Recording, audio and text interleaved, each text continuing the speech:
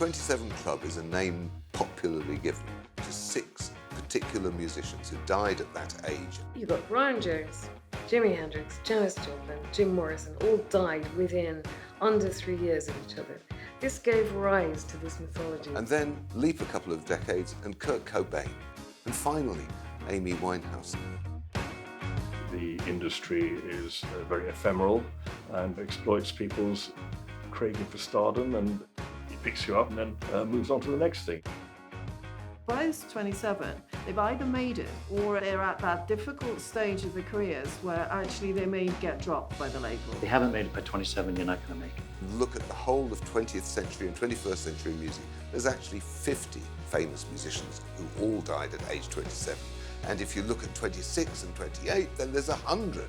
And if you look at everyone who died in the field of popular music at the height of their fame, there's well over 1,000 who died before the age of 35.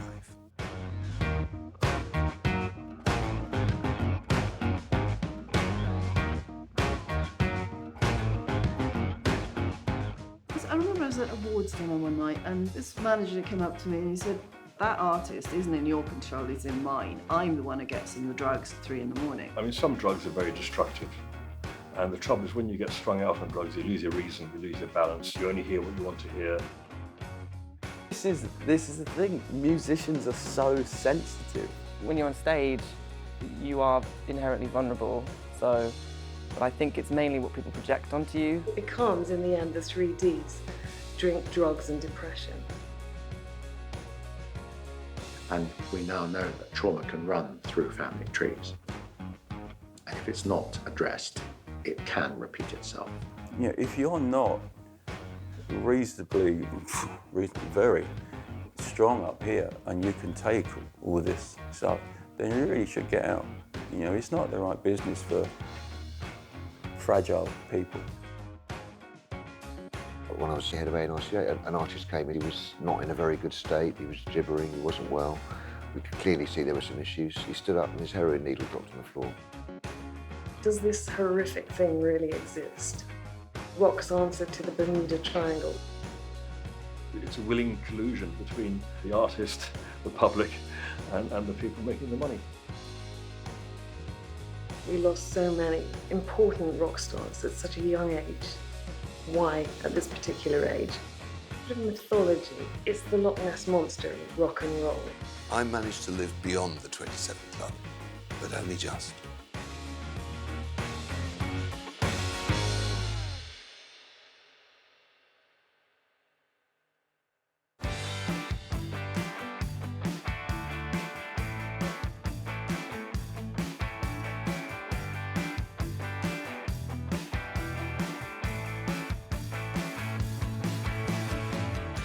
The music business in the 60s suddenly made a massive change and it became very introspective in a sense.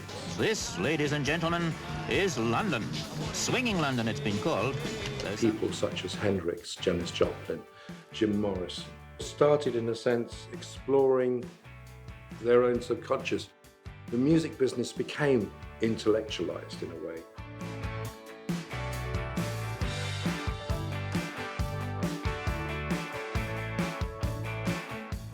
When I was a student at Oxford University, coming into London for Rolling Stone magazine, and in those days the music business was like a village. There were no social media, so you had to meet at receptions and concerts and launches and so forth. Everybody got to know each other. You know, so it was the beginning of, you know, of the consumer society. It was the beginning of young people looking like themselves rather than looking like their parents. I'm told that to be in the height of trendy fashion these days, you've got to wear shoes like these. Music was evolving to be an incredibly important cultural force. What the post-war music collective was suddenly able to realise was that all this suffering that people went through in the privacy of their own miserable bedrooms could suddenly be joined up in the zeitgeist. So you can turn on a radio or you can buy an album or a single, and suddenly there's somebody in your room giving extraordinary expression to exactly what you've been suffering alone. And I think this is a generation of people who were seriously indulgent. Never before in living memory had there been a generation whose main sort of purpose in life was indulging themselves.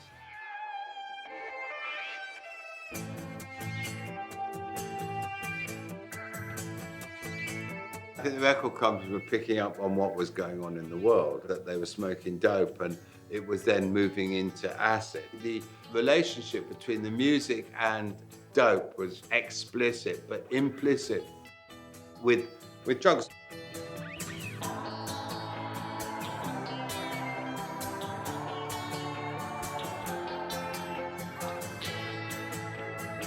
Of course, psychotropic drugs can put you into a change of state of altered consciousness, but we go in and out of different planes of consciousness all the time. Successful artists or really good artists are the ones who are able to identify those states and use them and get into them and create in that state, and then when they're in the fully conscious state, rationalize it into a piece of work that has both sides, both the wild, irrational bit that has come out of that deep state of consciousness and something that's got the craftsmanship. If you look back to the previous era when people were excessive, jazz era, there was no money involved in jazz, so people didn't really care. There was a lot of money involved in rock and roll, and there was no precedent. So if people wanted to party all the time and take a lot of drugs and become addicts, obviously now people are far more careful and far more circumspect because we've had a 50 years history of rock and roll and also 50 years of rock and roll casualties. This was coincident with the arrival of cocaine. It happens frequently, and it happened again last night. A cocaine arrest, this one at Miami International Airport. A Canadian accused of trying to smuggle 3 pounds of cocaine into this country in 3 pairs of platform shoes. If you've seen the film Blow with Johnny Depp, you know that the distribution routes of cocaine didn't reach the northeastern United States and Europe on a wide scale until the early 1970s, but when it did, it did. Cocaine is such an insidious, pernicious drug because it's so instant. The transformation in your mood is so quick, and it gives you this illusion of unlimited energy. I mean, some drugs are very destructive, and the trouble is when you get strung out on drugs, you lose your reason, you lose your balance. You only hear what you want to hear. The relationship of the record companies to the artist was to become the artist's friend. And you did that by getting them what they wanted. So if they were drinking, you bought them drinks. If they were smoking dope, you bought them dope. And if they wanted heroin, you bought them heroin. If they wanted cocaine, you bought them cocaine. They were earning tens of thousands a week. So your bank balance increases dramatically. And people thought that therefore their physical tolerance would increase correspondingly. It was obvious that everyone was doing enormous amounts of cocaine because, since it was new, nobody knew what the right serving was. They were just doing what they could afford, which was too much. It was a very different ballgame, and you would have seen quite a lot of pretty abusive kind of manipulation of artists. And, you know, the coke culture was throughout our industry was driving an awful lot of that mania. The most public case of personality warping due to cocaine use is David Bowie, who gave a fascist salute at Victoria Station. In retrospect, acknowledged that he had overdone it. But then again, what was overdoing it? You didn't know yet. You had to have the people who overdid it to know what overdoing it was. screaming, frenzied teenage idolizers of pop stars without a sensible thought in their long-haired heads. You know, when you're in this, you're wanting a lot out of life. You know, you want to be famous and rich and have all these people screaming at you, and you want all this stuff. Well, you can't be feeble-minded. That's the big thing you want from the world. Well, you got to earn it for a start. And you want a long career, you've got to keep on earning it. Of course, the ephemeral nature of pop success is such that if you don't write the follow-up hits, then you very quickly start getting bad reviews, the audiences start staying away in droves, and then the validation that you've pinned on that success evaporates. I had a stock of soluble distalgesics in my cupboard with which a friend of mine had successfully killed himself a few years earlier.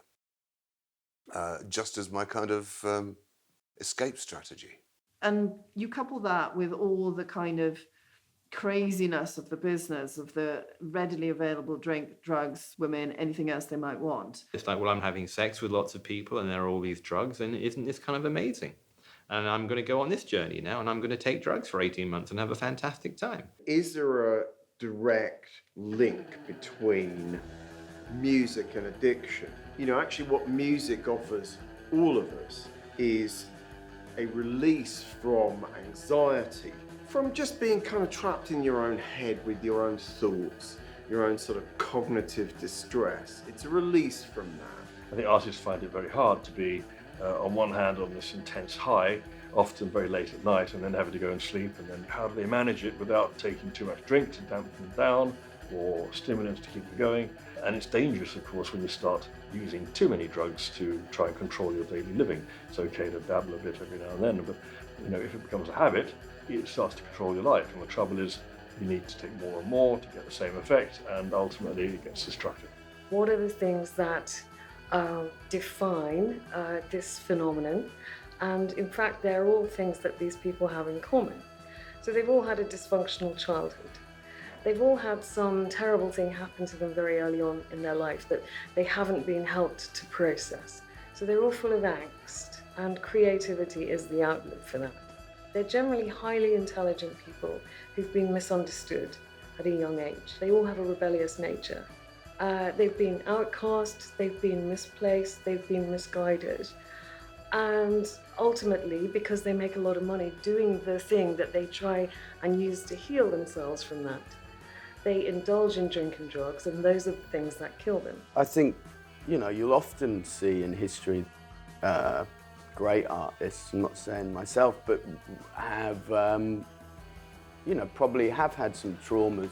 My father died at 13, and when he passed away, you know, I think, you know, for me, a void needed to be filled. You know, I was a teenage kid growing up without a dad, and it's like I needed to create something. I think I was 14 or 15, can't remember for sure, 14.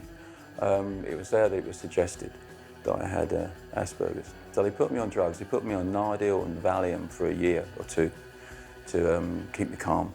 I used to get very agitated about things. Because of Asperger's, I have a ridiculous level of concentration and obsession. We get obsessive about things. And if you choose music as a career, then that's the thing you become obsessed about.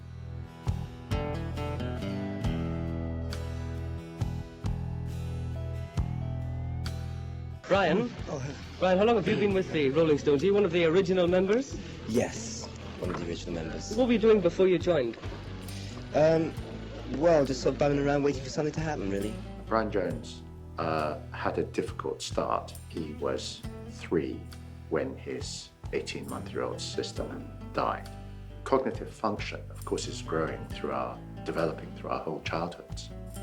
So even if we haven't got a sophisticated way of conceptualizing loss, we have it imprinted onto our being by the experience. Every artist is fucked up in some way in their childhood. Often, what fucked them up in their childhood leads to their greatest piece of work. These apparent hitchhikers, so blandly ignored, are 5 of the most famous young men in show business, the Rolling Stones. Some of these motorists will be kicking themselves when they learn they missed the chance of a lifetime of getting to know them. Brian Jones was acting out a lot way before he met Mick and the rest of the Stones. He was taking drink and drugs. He'd had 3 children with 3 different women by the age of 19. But the first child was when he's about 14 or 15. But it's almost like he's trying to create another family. He dropped out, he went travelling, he became a busker. It wasn't until he came to London and met Alexis Corner that he began to become interested in the blues and started to immerse himself in that crowd of people. Brian Jones was really a bad boy right from the start, so it's often said that Andrew Oldham invented the kind of bad boy mystique of the Stones. It wasn't, it was Brian Jones. He was the one, where Mick and Keith walked into Ealing Blues Club and saw him. It's like, this is the real deal. We want to be like this. He had the whole thing. He had it down because it was innate. At the time, I was so madly in love with Brian that I didn't think of the consequences. In fact, to be quite honest, even when I was about 7 months pregnant, I wouldn't believe that I was pregnant. I felt very sorry for Brian Jones. It appears that he was the intellectual in the band. He started the band. He decided single-handedly that they would move from being a kind of blues plagiarist type of outfit to rock and roll individuals. Brian meets Anita Pallenberg in Germany, I think. And they quickly become the golden couple of Europe. They're the most glamorous, the coolest looking, the best dressed rock and roll star that Britain has ever had. They're the archetypal rock and roll couple. When Keith Richards takes Anita Pallenberg from him in 1967, I think that must have been, that's like he's losing his sister again, isn't it? He's losing his mother again. Extremely insecure, so there was this shell of bravado and strutting, and he fell in with the Stones, and very quickly it became clear that there was something about Mick that was more magnetic, that the spotlight was moving from him onto Mick. So I think that he became extremely jealous.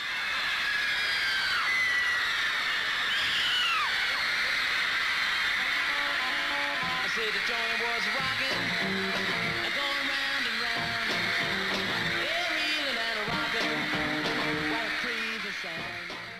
But then the manager, Andrew Loog Oldham, came along and said, right now, Keith and Mick, you've got to start writing songs because this is the way to make money.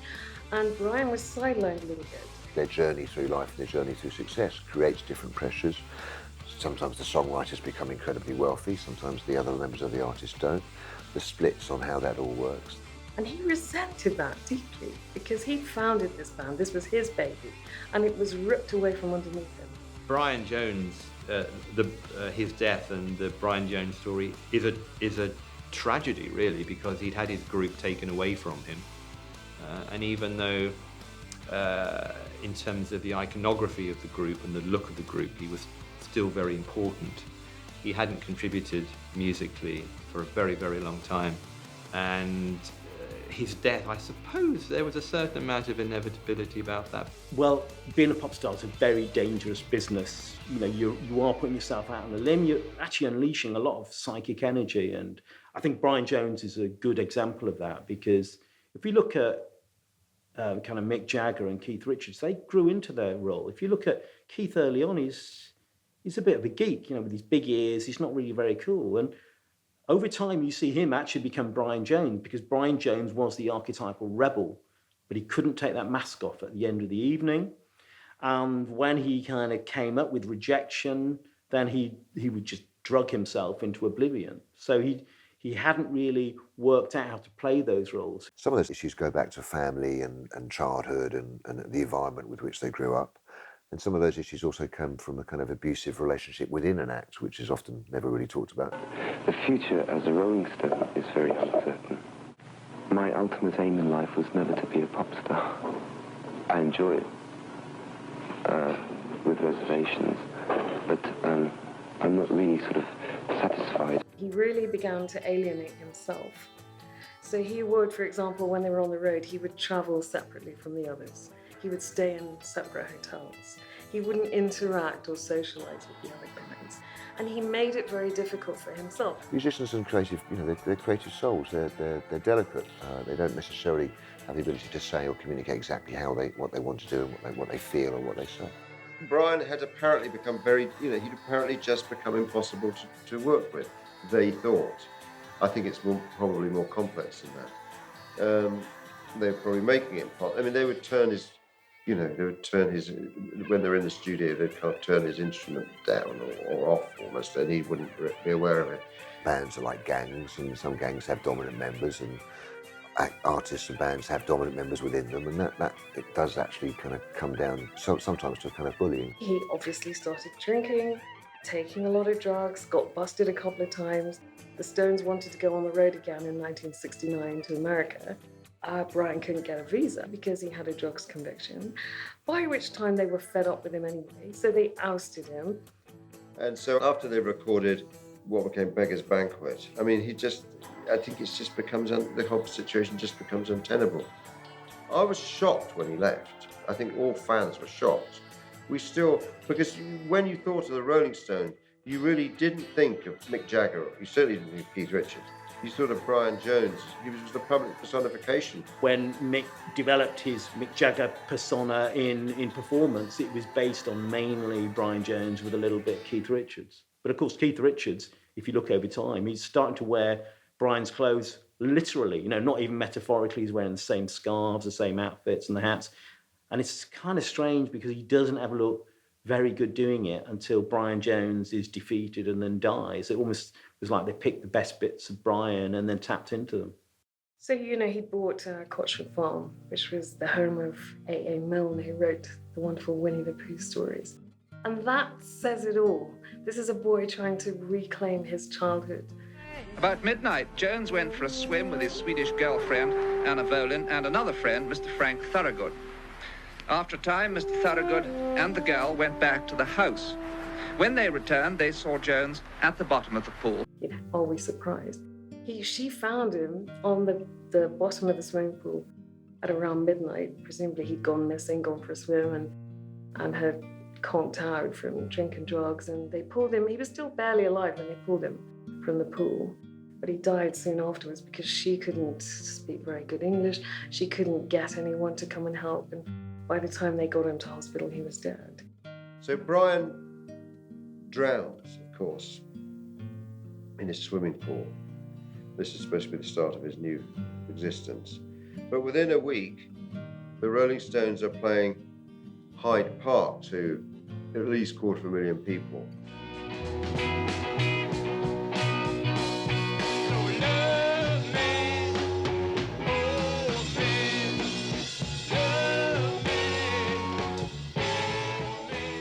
And Mick Jagger got up and read some verses from Shelley's Adonis.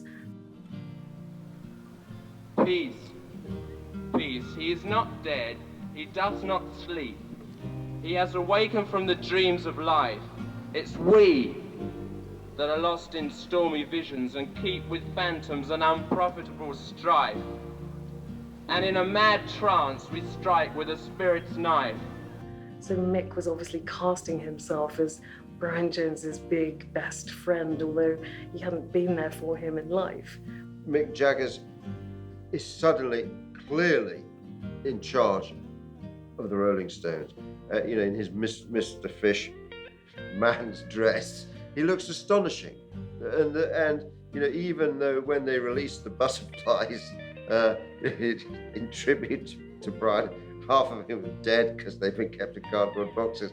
Even that kind of moment kind of works.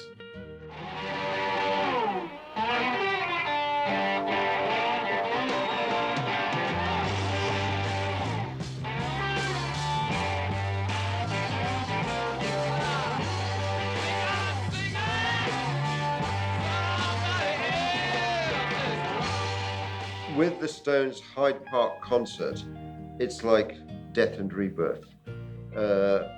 And the symbolism of the butterflies is very interesting.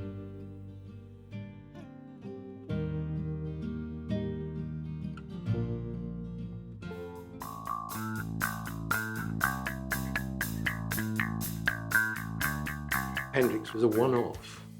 whereby he embraced the psychedelic generation of the 60s.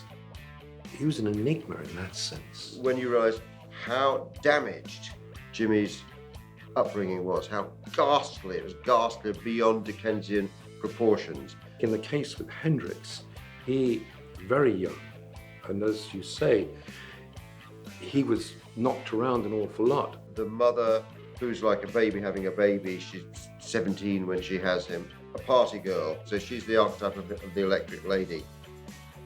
His mother had him while his father was fighting in World War II. Then there's the succession. There's the third brother with serious birth deformities, and then the two sisters, one of whom is born blind, and another one who also has serious birth deformities. One assumes this is because of some kind of consumption by his mother during pregnancy. Then the mother disappears. He's having to look after the younger brother. That's where his drive came from, his creative drive came from. It's fascinating to think of Jimmy going through this series of transitions from absolute chaos to the extreme opposite of the restrictions and the strictures of the military. And then from there into a swing band where there's this corporate body where you have to absolutely be listening very carefully to your fellow musicians and you have to give over to the power of the collective. And I think Jimmy, contrary to the apparent craziness of his existence, I think there was a great discipline to his behind his hard work. And all these people working incredibly hard, and they're also all incredibly bright. And from there, that wonderful experience of playing in sync with people, he suddenly takes off on his trip to England. In a way, I do wonder maybe after an experience working in those really tough bands, if you make one mistake, you get your wages docked. This going off and playing on his own like this, he's just like a boy with a fast car, you know? He was just went crazy. Well, he was having an affair with a girl called Linda Keith, who Keith Richards thinks is his girlfriend, and she's even lent him one of Keith's guitars. Chas Chandler brings him to England. I've seen him in the Café War in New York. And I mean, kind of the rest is sort of history. He did take off incredibly quickly. I was almost surprised at the way he took off so quickly, but he's obviously absolutely hit the zeitgeist. He's establishing himself in London and discovers this whole other world where he can suddenly take all the brilliance of the musical discipline that he had in a swing band and find a new way of expressing it. The way he looked, the way he played. I mean, he was, you know, the sort of avatar of kind of underground music, wasn't he? Really? I mean, that's he emerged absolutely at that point, the end of '66.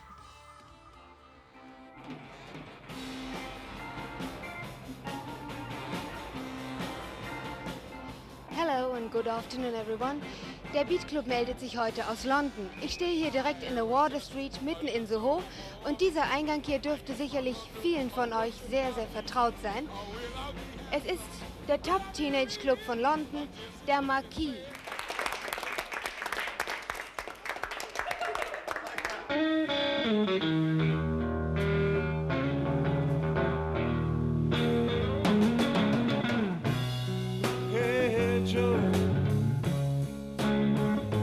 The artist who I grew up with was Hendrix, who had this phenomenal creativity and free-flowing musicality, who was supported by a few people, but he broke free from them and then went on auto-destruct very quickly before he went off the boil. I mean, his artistic flair was still there. Tell me, Jimmy, do you smoke? No. But there was nothing ever conventional about this man. He played a guitar with his teeth. Played a guitar without touching the strings.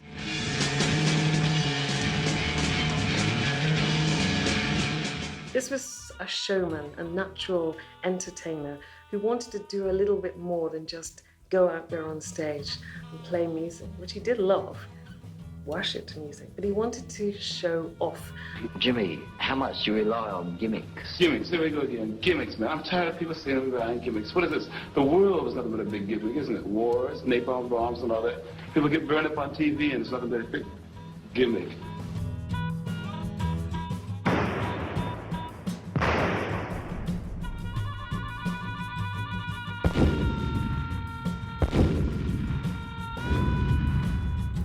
and the group that he assembles for Woodstock, I think his performance at Woodstock is fantastic. It's gone down in history. It's legendary because he played the Star-Spangled Banner, and it was thought that perhaps this was his statement to the world how proud he was to be an American. In fact, he was castigating the American government for their part in Vietnam.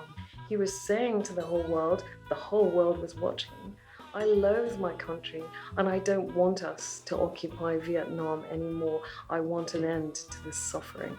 It's a very important statement, and that has gone down in history, and that isn't ever going to go away.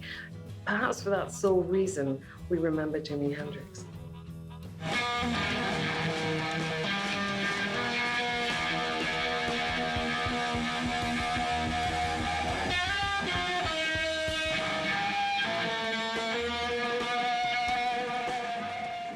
Success will bring you the adoration, i.e. love, of many, many people, millions of people in the extreme cases. But the more you get that, and the more people adore you, the less likely you are to get the one person who loves you just for yourself. He was a genuine musician. I think he really cared about playing. And he was a flamboyant player. And he just wanted to take guitar to such an extreme. With Jimi Hendrix, you had a medium-term disintegration. You had this incredible genius artist who is surrounded by people who are abusing and now has the money where he can do it. And he just slid into it as far as I can see. Until what for anyone on normal wages would be abnormal becomes normal.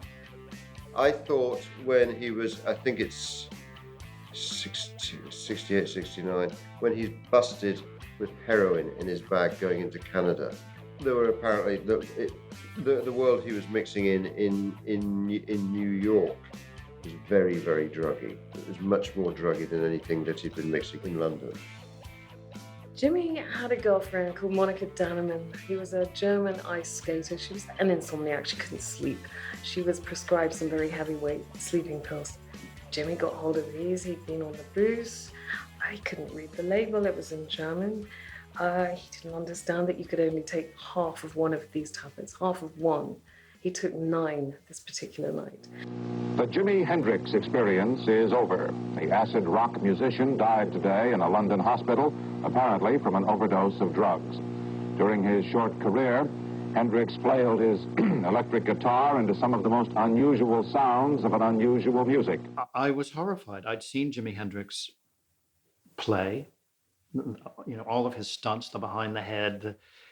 He said, "Oh, I guess this is what you've come to see." Clearly a genius. Who knows what else he would have done? But his body was that of a human being.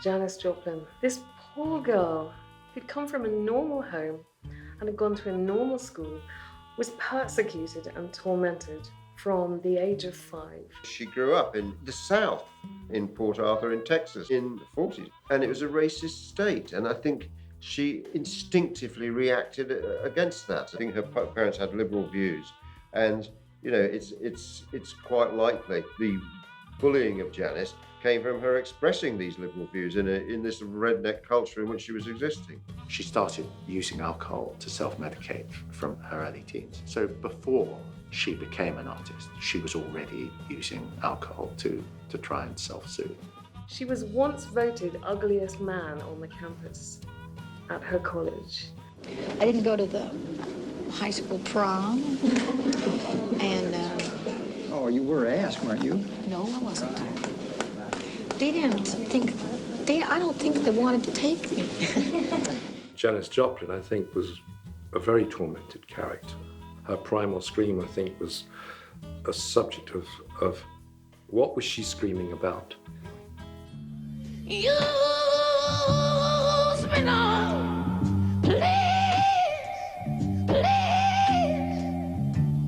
Come down here and use me now. Went to San Francisco in 1963. And she goes, I think, almost immediately to City Lights Books, which was owned by Lawrence Ferlinghetti, the great poet, and she kind of loves that existence.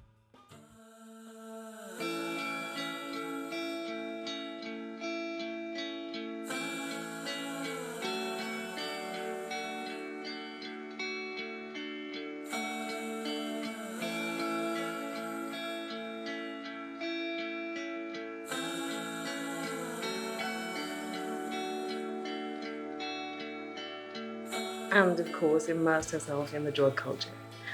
Started injecting heroin, took a lot of cocaine, other kind of psycho drugs, was in the music scene, started to get involved with musicians, performed at Monterey and Woodstock, terribly. Pete Townsend actually said after her performance at Woodstock, mind you, even Janis Joplin on a bad night is better than everybody else. You know, it's just music. Music's supposed to be different than that. I think when you look at someone like Janis Joplin, I've talked to people who worked with Janis and were close to Janis, and they all sort of say the same thing, which was, you know, we could see she was floundering, we could see she was in trouble, but we didn't have the vocabulary that we have now. You know, no one knew or talked about rehab or addiction.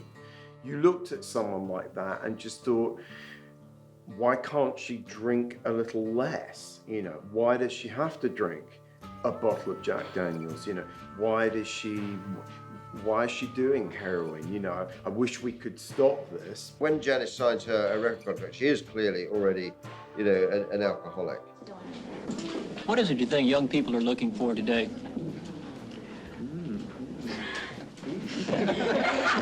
25 words or less. This for radio.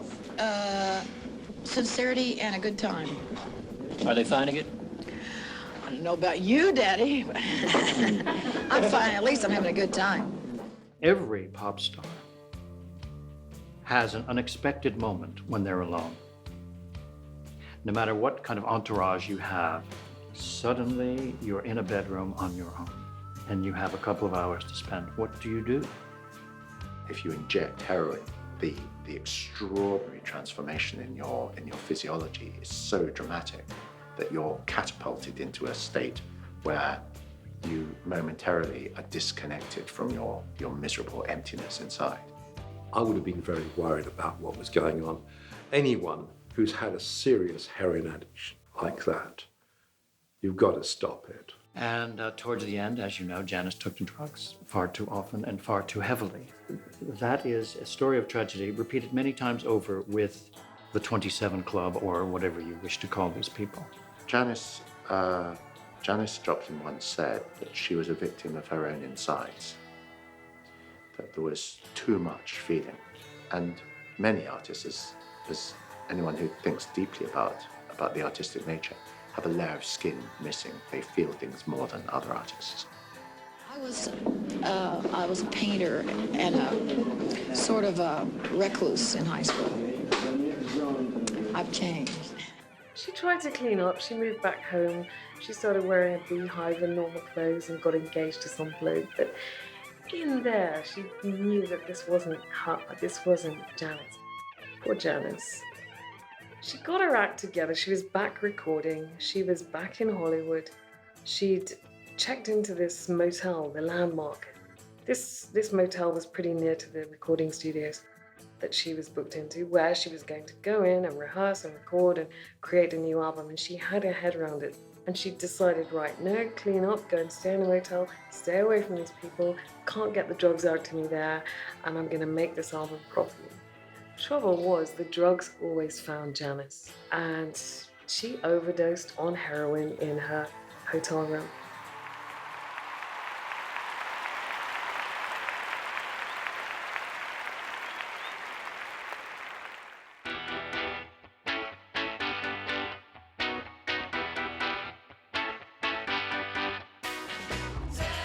We know that Jim Morrison was extremely rebellious against his very, very military authority. His father was an admiral and very, very strict with everything that went with that, and he found it extremely claustrophobic. Jim Morrison's parents were on record as having decided that when they brought up their children, they would not use corporal punishment, they would not hit their children. But what they did instead was a military dressing down, which involved the father standing one or more of the children in front of him and yelling at them until they were reduced to shame-ridden, quaking, crying wrecks, which is another form of violence.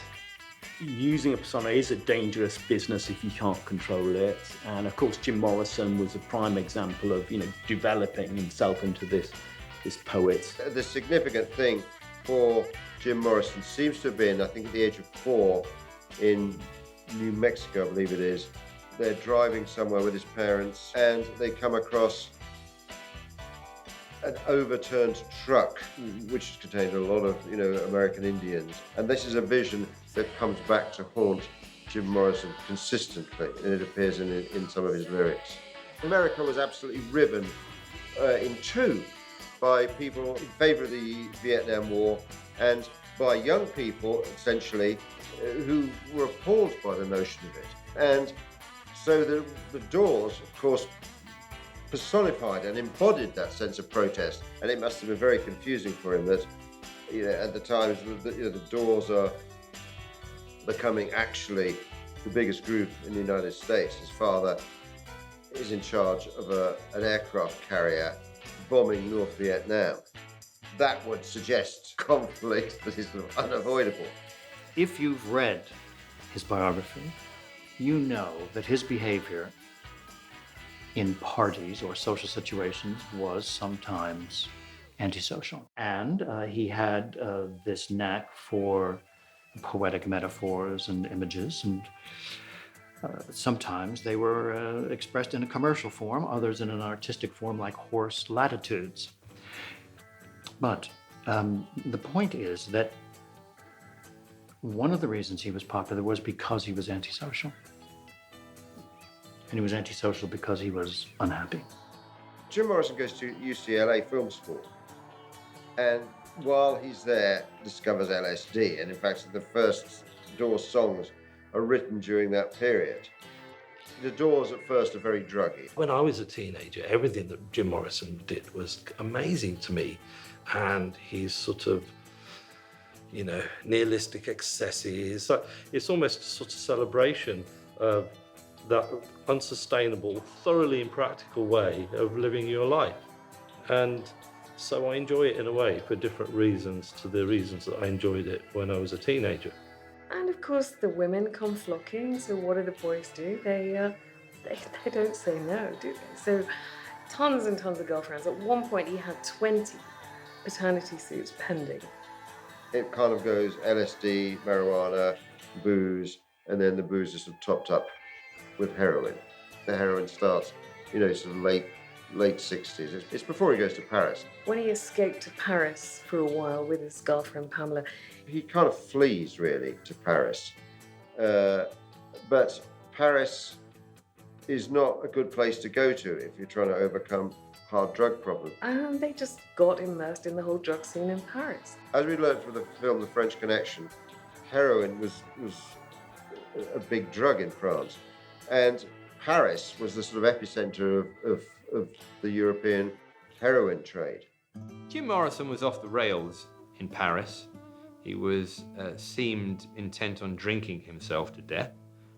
Quite quickly, actually. I think one of the extraordinary things about Morrison's very short career is how much he changed physically.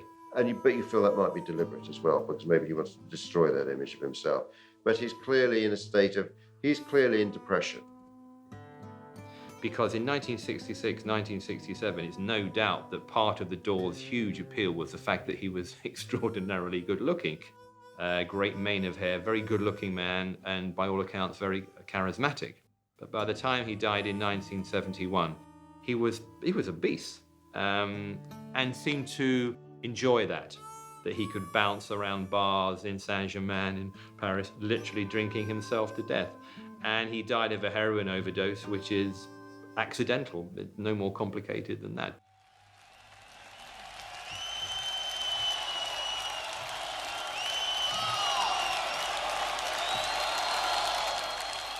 You've got Brian Jones, Jimi Hendrix, Janis Joplin, Jim Morrison, all died within under 3 years of each other.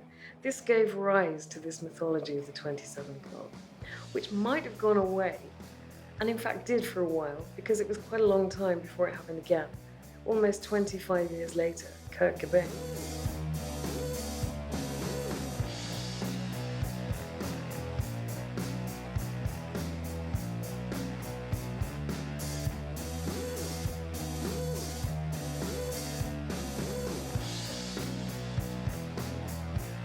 He's a sort of archetypal child of his age. Parents are divorced. In fact, the parents of all the members of Nirvana were divorced. He was ashamed of the fact that his parents had gone their separate ways. He was angry with them for leaving. His mother had custody for a while, but she couldn't cope with him. And she packed him off to live with a dad who couldn't cope with him, so he left him to be looked after by family members and friends. He started to rebel at school. In Kurt Cobain's family, suicide was common. Kurt Cobain, came from a family with a history of mental illness. 2 of his uncles had killed themselves by shooting themselves, and one of his great uncles had also shot himself. And we now know that trauma can run through family trees. And if it's not addressed, it can repeat itself generationally, intergenerationally. He started drinking very heavily when he was 13. There was an old wino living in the village that they used to bribe this old guy to go in and buy drink for him. When he's an early teenager, he comes across a boy in a forest hanging by the neck, but he would say, "Do I have the suicide gene?" How would you define the music of Nirvana?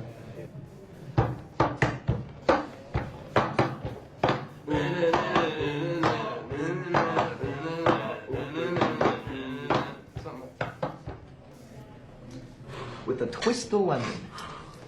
Now, you've got a very handsome, very small, very frail little music fan, completely taken by punk rock and the Sex Pistols and the Beatles and the Monkees and a weird sort of array of musical influences. I think that Nevermind is kind of a brilliant, and it's a rock album, but it's also a brilliant pop album. Those songs are just gorgeous.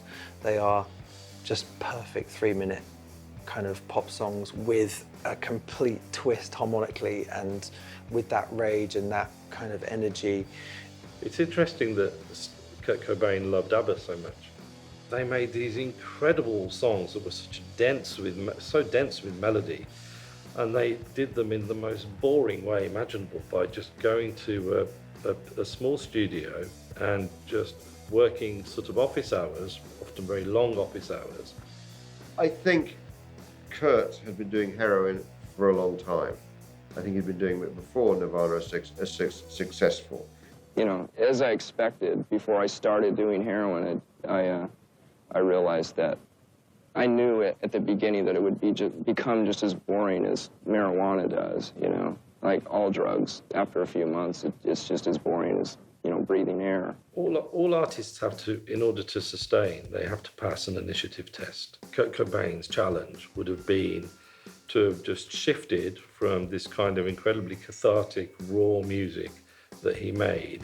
Nirvana made Euphoric Misery and sang it to the world, and the world sang it back. Kurt Cobain changed the way harmony worked for rock.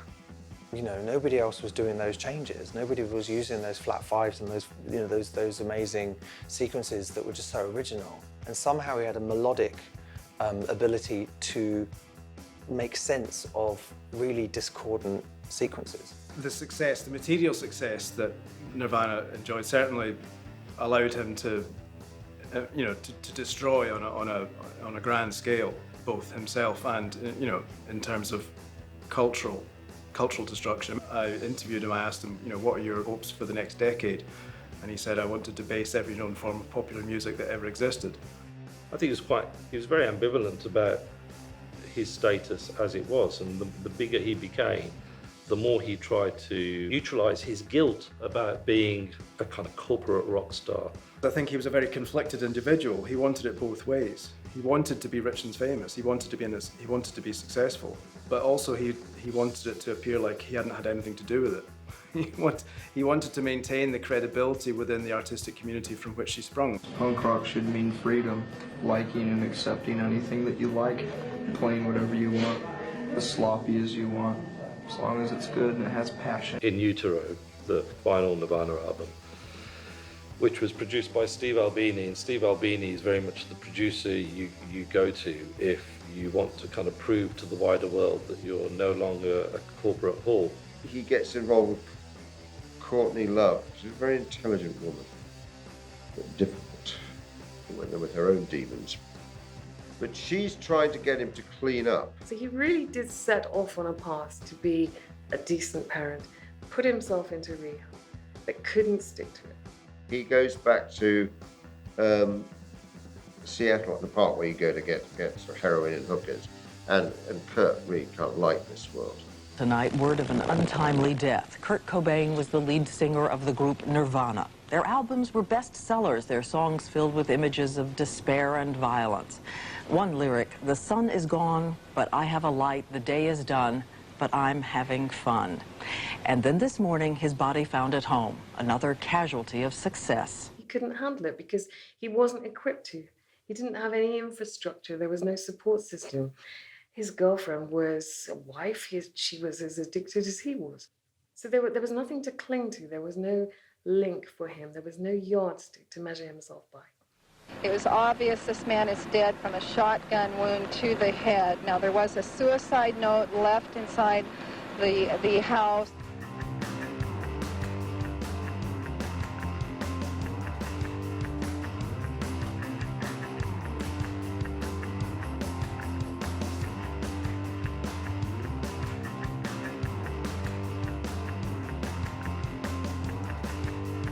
I was really shocked when I saw the front page of The Independent reporting the death of Kurt Cobain. Why was I shocked? Because it was on the front page. He'd only had one big hit. But he had become such a totemic person, such a symbol for his generation, that to these people, it didn't matter that he hadn't had more than one big album. I had sort of admired him, and I really like Nirvana, and I think it's a real shame that he did it. Everybody is real upset about it, and it's a shock. We can't understand, we can't believe that it happened. It's unbelievable. Kurt Cobain actually invented a whole new style of guitar playing, in a sense. The guitar inversions on the chords are brilliant. And he was almost as influential as the Stones and Beatles in many ways. I was quite amazed because I was used to people having an impact in their death who had had major catalogs, ranging from Bing Crosby to Elvis Presley. But no, this was the ultimate proof that in pop music we had now reached the stage where you could have one giant record and people take you as seriously as they would someone who has had 10 years of hits. And his mother, Wendy, when he died, she gave an interview to a local paper and she said, "He's gone and joined that stupid club. I told him not to join that stupid club," which was taken to mean the 27 Club.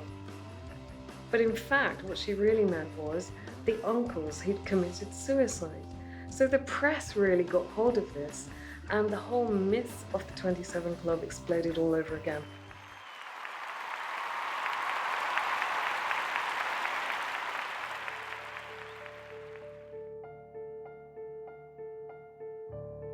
The person who a record company tried to save but failed was Amy Winehouse. Because you know that Lucian Grange spoke to her and sent her to the West Indies to get it together. People were talking about Amy's problems, and I know the head of Island Records was thinking, we'll drop her just so she can sort herself out.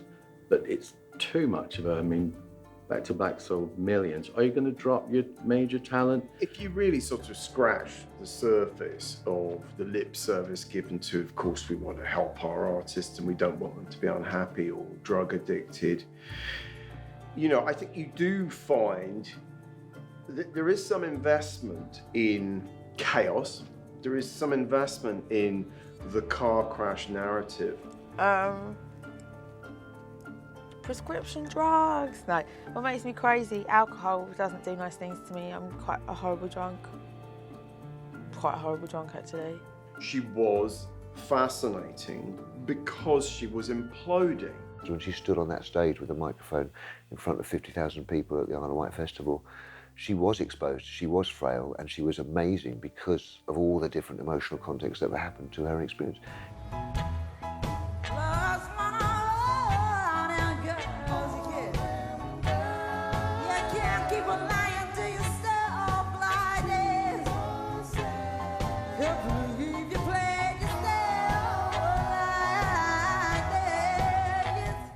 The pain that Amy was suffering, and whether it's the alcohol issues or the substance issues or the environmental issues, whatever her issues, specific issues were that day or as she was performing, that's what made her great. Amy was the apple of her dad's eye. Her father, Mitch, the cab driver, the East London Jewish family, mother, a chemist. Amy's angst obviously stems from when her mum and dad split up, because it was this happy little girl. She was just sitting there listening to her dad's records, and Dad would pick her up, and the grandma she was very close to. This lovely little Jewish sort of family going on, no cares in the world. She adored her dad, but her dad was cheating on her mom. And so therefore it must be Amy's fault. She couldn't work out that this was for any other reason than that something she had done wrong. There was no slow burn with Amy. She just sort of burst onto the scene. Every so often somebody comes along like an Amy Winehouse who is truly talented. By the time it got to Back to Black in 2006, she'd found the voice. She was angry, she was reacting. She knew that she had to loathe her father for what he was doing to her mother. She's known throughout the world by this time for 20-odd songs. And she obviously had an addictive personality. Starts off on drink, then goes to weed, then went on to coke. She's in pain, she's hurt, comes out in all her songs, but she's part of her age and part of her culture. She kind of she really enjoys going out and getting off her head. She tangled her hair up in this terrible, ugly beehive. She had herself tattooed. She was showing all the signs of self-harm. And what is self-harm but self-loathing? The well-publicised problems around the tragic early death of Amy Winehouse has certainly, made everybody kind of sit up and think, okay, we really need to be doing more. The extent to which she was in the public eye, I think, was quite unprecedented. We kind of forget now. So there's a certain amount of, you might think, is sort of death by, celebrity culture. The thing that made Amy's life different was that she was doing all this in the information age. So every breath she took, every drug she overdosed on, every bottle of wine she consumed was splashed all over the front pages and on people's blogs. She never stood a chance. I had some pretty horrific times when I first started with the press. I had a very bad relationship with the press for a very long time. And by having Asperger's, I often said the wrong things at the wrong time, and I couldn't understand them. And it was all a nightmare for quite a few years. Because as soon as you're out there now. There's no hiding from it. You either are this person, there is no kind of mystique. There's a camera everywhere. That Belgrade show was the one when the footage from that went viral. That's when people just thought, this is a car crash.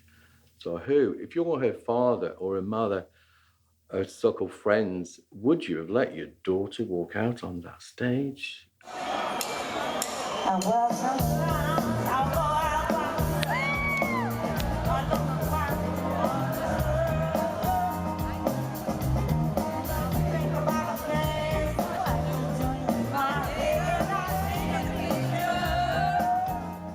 I have hosted the Ivor Novello Awards for 29 years.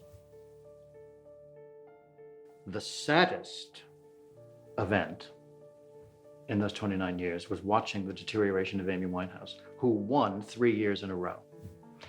In the first year, she goes up on stage and she's perky and young and oh, this is so exciting. And it's your typical what you want to see pop star reaction to being honored by her peers, her fellow writers.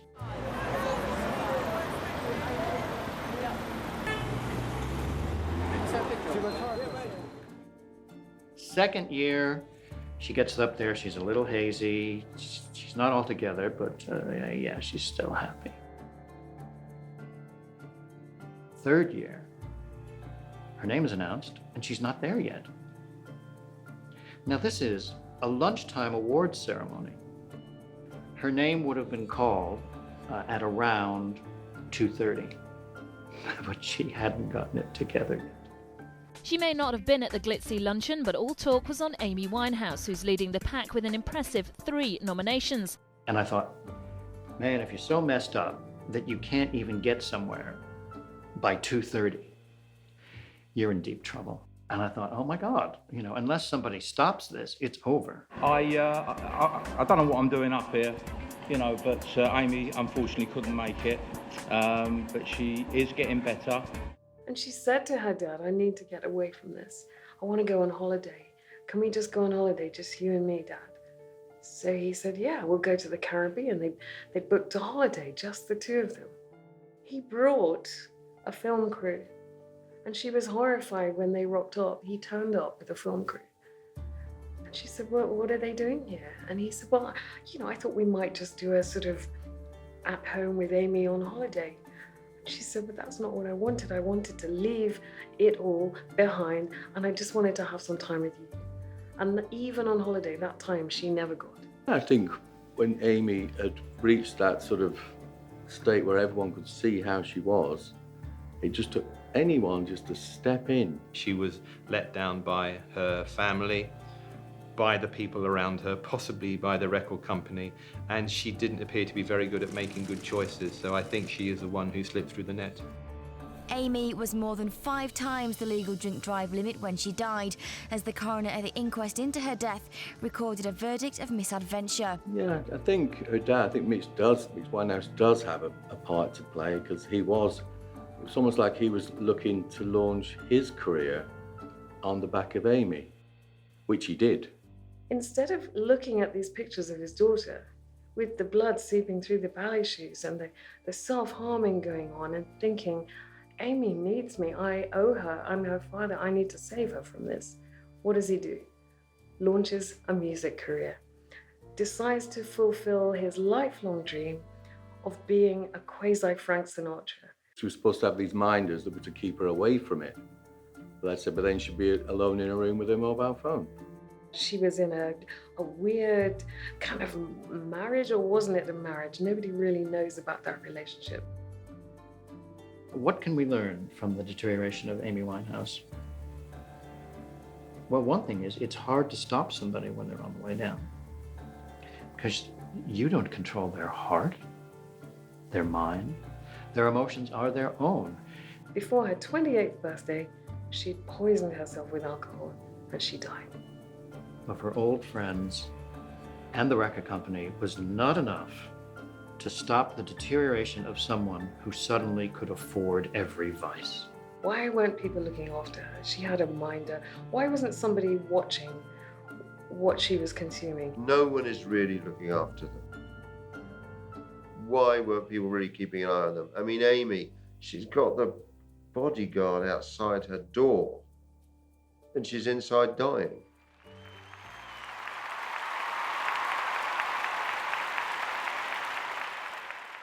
I don't go along with a conspiracy theory, the industry, as if it were the gods of Valhalla sitting at a banquet table saying, okay, who down there is really messed up? For me, I think I had pinned all my sense of self-worth on the idea of having some sort of success in music, that it would validate me as a person if a lot of people loved me. When I was 21, I did nothing but get up in the morning, write songs, think about it, you know, go daydreaming, then go to sleep. That was it, that was my life. And there's something really great about no one giving a shit, because you just create, you just make stuff and you just do what you just play like a child plays. You're not self-conscious at all. And then the bubble gets smaller and smaller as more people start having opinions around you, and so there's money in what you do. As soon as there's money in what you do, everyone's got an opinion.